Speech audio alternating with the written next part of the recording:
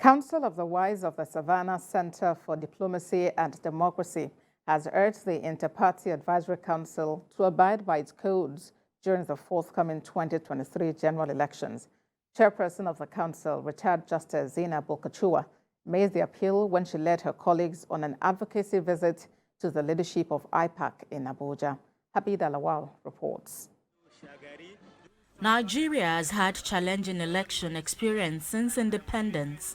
In a democratic setting, free, fair and credible elections are the only acceptable and appropriate means through which citizens of a country can choose their representatives.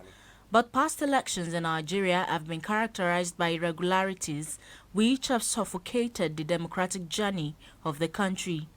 The Council of the Wise of the Savannah Centre for Diplomacy and Democracy is saying that a lot more needs to be done in ensuring the credibility of elections in Nigeria.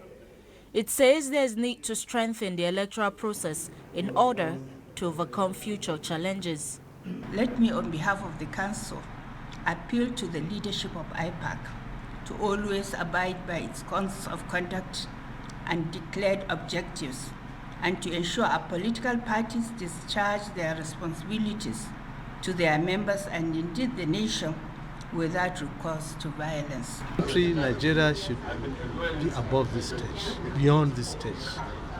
People should be allowed to vote the leaders of their choice without any inducement. The only inducement will be the capability and the capacity of the leaders. The Inter-Party Advisory Council uses the occasion to call on politicians to understand that irrespective of their party affiliations, the common goal is the provision of good governance for the people, and elections should never be a do-or-die affair.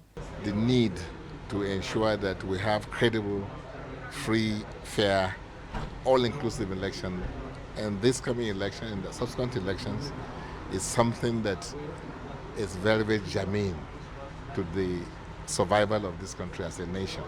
That's why you see men and women of this caliber, crisscrossing, the length and breadth of this country to ensure that they engage with critical stakeholders. The message for Nigerians is that they must own the electoral process, first by acquiring their permanent voters card, turning out to vote on days of election, and making sure that their vote counts to elect a responsible and responsive government whose ultimate interest will be the security and welfare of the people. Habida Lawal, TVC News, Abuja.